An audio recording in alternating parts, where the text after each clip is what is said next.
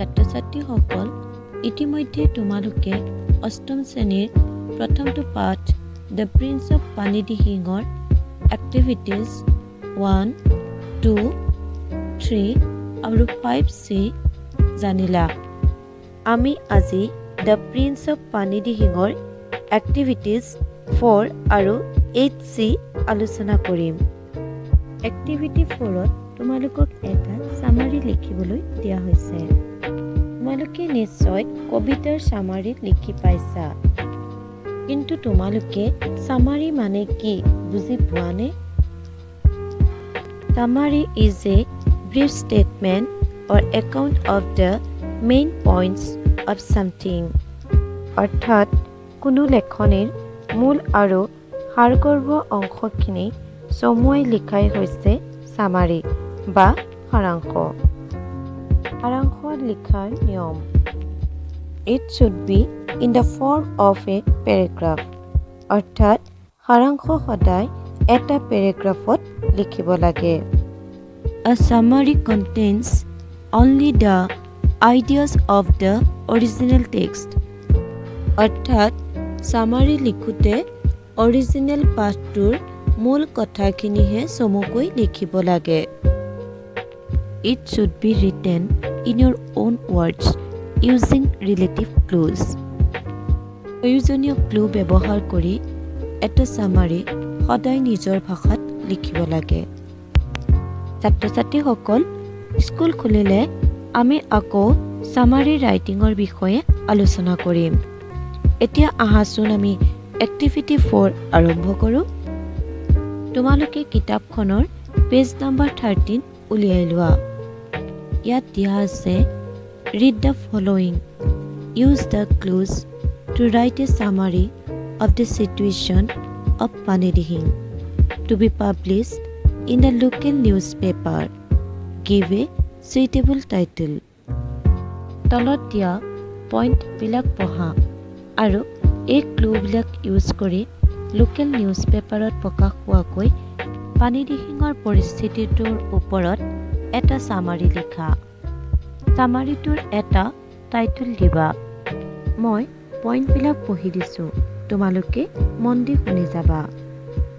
It rained heavily. Panic gripped our village. The embankment was breached. Villagers took shelter on housetops. Villagers from neighboring villages rushed to help. The civil authorities were also informed. In no time, rafts and boats were made ready. Hundreds of villagers were rescued along with their livestock. আহাচোন তেন্তে আমি আনচাৰটো লিখোঁ। পানী Dihing under water. তোমালোকে টাইটেলটো লিখি তলত underline কৰিবা। In the recent heavy rainfall the swelling water of the Brahmaputra continued rising. Panic gripped throughout Pani Dihing and its neighboring villages. A few hours later, the speedy current of the river water breached the embankment of the village. In moments, huge waves of water broke into the villages. So, the villagers had to take shelters on their rooftops. The neighboring villages came to there to rescue the villagers. The civil authorities were also informed quickly. As part of quick remedy, rafts and boats were made ready, and the affected villagers, along with their livestock, rescued to a safer location.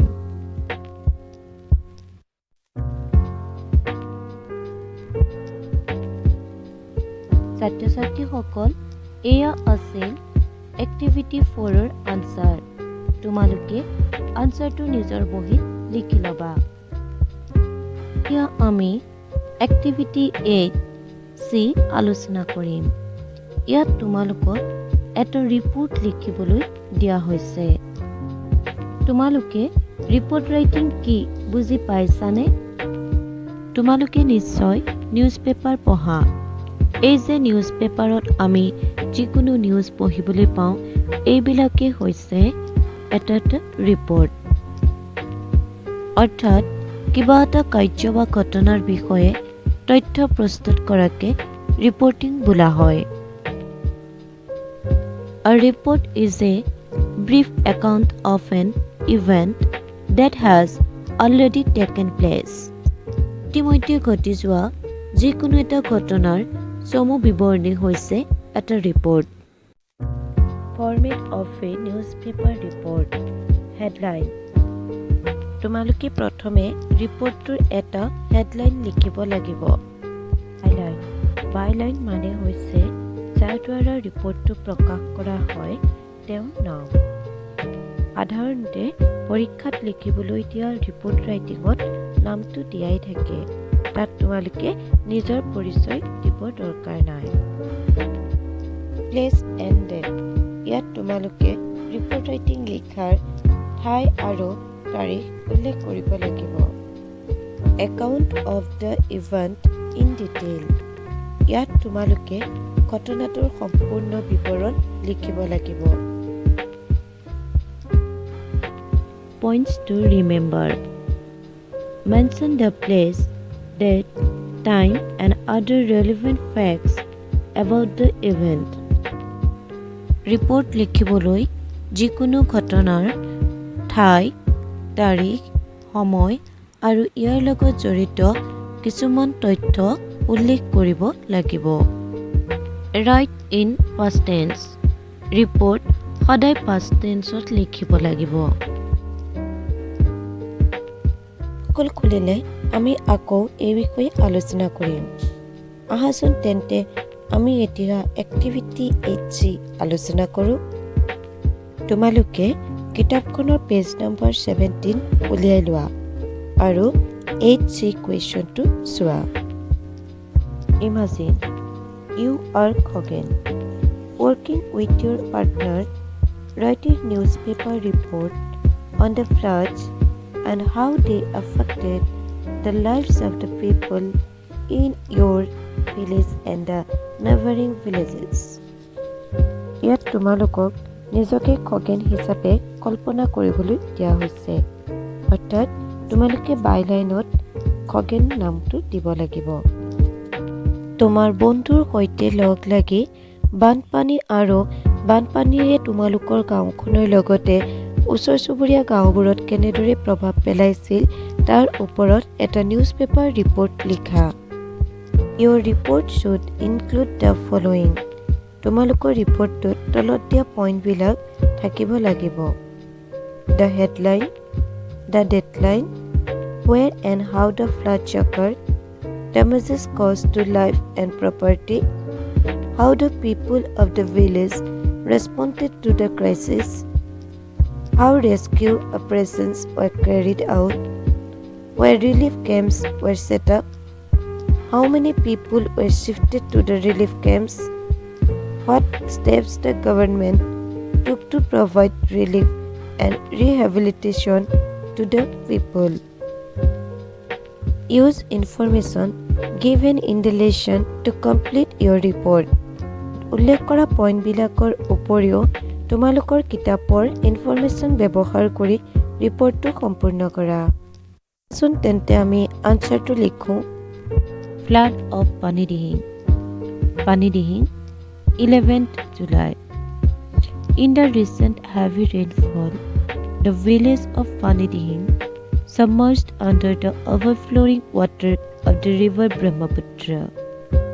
The speedy current of the river water breached the embankment of the village, and panic of floodwater dominated the villages within minutes. The villagers had to take shelters on their rooftops. The neighboring villagers came there to rescue. The local authorities were also informed. As part of quick remedy, rafts and boats were made ready and the affected villagers, along with their livestock, rescued to a safer location.